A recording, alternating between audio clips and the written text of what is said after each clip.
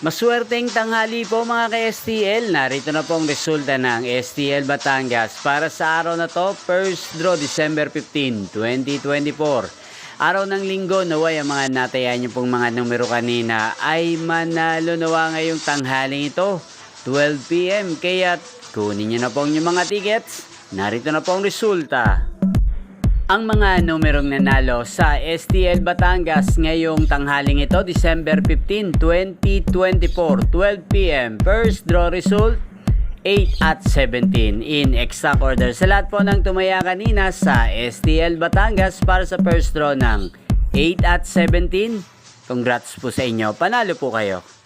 At ngayong tanghaling ito sa STL Batangas, shoutout po natin si Kuya Pilo. Kuya Pilo ng Batangas, shoutout po sa iyo, naway nasa mabuti ka pong kalagayan.